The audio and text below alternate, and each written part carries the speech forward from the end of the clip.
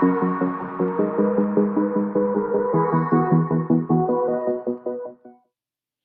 guys, Katie Mild. Welcome to this week's Money Minute. So, this week we're going to be talking about how to declutter your money and, more importantly, your money mindset underneath it. Okay, so often when we're diving into identifying money issues and then establishing money goals, quite frankly, it can all feel really, really overwhelming. Okay, so you know you have to do something, but you don't know where to begin.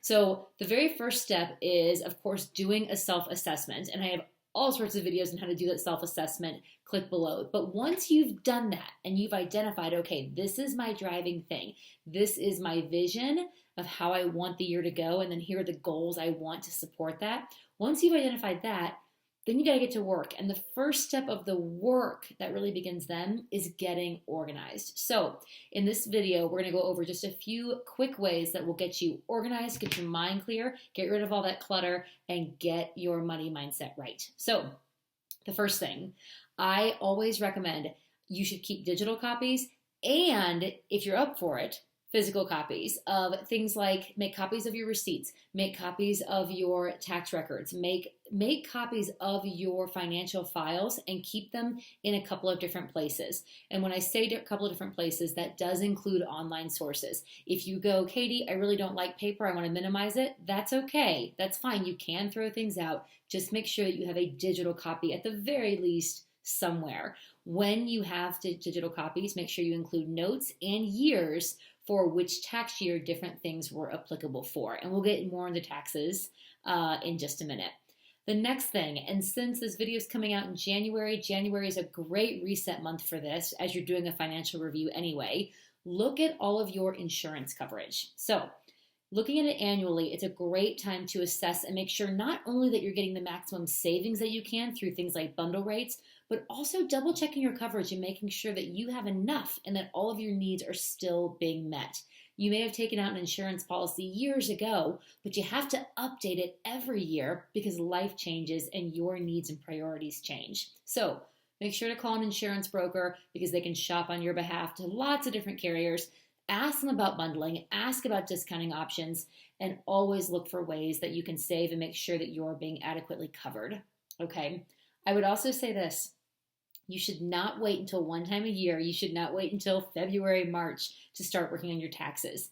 Taxes really are a year-round effort, especially for my independent contractors out there. Okay, you guys have to stay organized and on top of it throughout the year because you're so much more responsible for making sure that your own taxes get paid, right? So I always recommend work with a CPA, work with an accountant, work with somebody who knows whatever line of business you're in. They know it really well because they'll be able to help you get really organized, maximize your write-offs, and they understand how your business works. So interview a bunch of CPAs, find someone who you really, really work well with and someone who you can learn from, and then ask them, what are things I need to be keeping in mind as I work through this year? Or what has changed in the tax code? Has anything changed? You know, we've had a lot of changes in the past few years because of just the climate that we've been in. So make sure that you have a great open dialogue with your CPA on what's happened, what has changed, and how it affects you and your business. One thing I do for my accountant every year, and really for myself, I create a spreadsheet every year and I list all of my income sources, all of my taxes paid, all of my business expenses, everything that has to do with our financial lives. I make note of it. I also include things like retirement contributions in there. And I organize it in such a way that it has different tabs so I can quickly get to all the different things I just talked about. I reconcile it at least monthly so I know exactly, okay, how much income did I make? How much have I paid in my quarterly estimate taxes? All of that good stuff. And then any notes that are associated with that transaction. I put it all in there. And then at the end of the year, if I've got the time, I sit down and I write down a summary of everything that happened in my financial life that year. So then when tax time comes, I can just hand that over to my accountant and we're instantly so much more aligned and on the same page. And he knows exactly what we've been up to the previous year and where we're going for the next year. Okay, so think of your taxes as a year-round effort. Keep spreadsheets, reconcile at least monthly, and have open dialogue with your accountant, okay? The next thing I'll say, Whatever contributions you're making or whatever bills you're paying or debt you're servicing, automate as much as you can. Guys, the simple step of creating an automatic payment or an automatic contribution or investment, it just frees up your headspace, and then you know it's done and you don't have to worry about it other than the occasional check-in and maintenance to make sure that you're still on track. But that's it. You'll never again then have to worry about, oh gosh, I forgot to make that payment, so there's a late fee attached. When you automate, it's done and you can move on with your life, okay?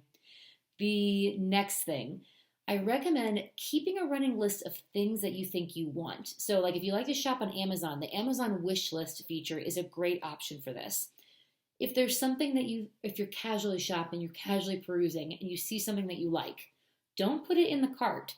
Put it on a wish list, okay? And then stop and think about it. Take a breather, walk away for a day, 2 days, maybe even a week, whatever works for you. Don't buy it immediately. And then come back to it later and ask yourself, okay, now do I still really want this?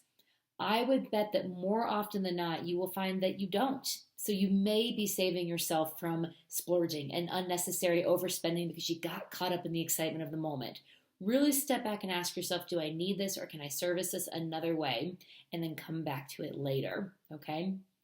And the last thing that I will say to end this video, you should always be asking yourself, am I ahead of my money or am I having to chase my money? And the goal here, guys, is you always want to be ahead of your money. You want to be telling your money what to do and where to go and how it serves you, okay? You always want to be ahead of it. And so that means things like, you know when your bills are going to be auto-drafted out of your account. You know when your credit card bill is due. You've put reminders in your phone a few days before if you're manually paying off things. Or ideally, you just have it automated and you know when that's happening. You should also aim for a minimum buffer in whatever active accounts you're working with. So then that also takes away the added pressure of an overdraft fee, right? You always want to be ahead of your money. So how can you be ahead of your money? You can do it by implementing these tips, and you can do it by always keeping your goals top of mind, always checking in with yourself, running your net worth, keeping ahead of your dynamic budget, and always asking yourself, is this serving me and where I want my vision to go? I hope you guys like this video. Ring the bell to subscribe and let me know in the comments what you think. Remember, I'm always listening and I'll always respond to your comments and your questions. In the meantime, thank you so much. Have a great weekend. Talk to you guys later.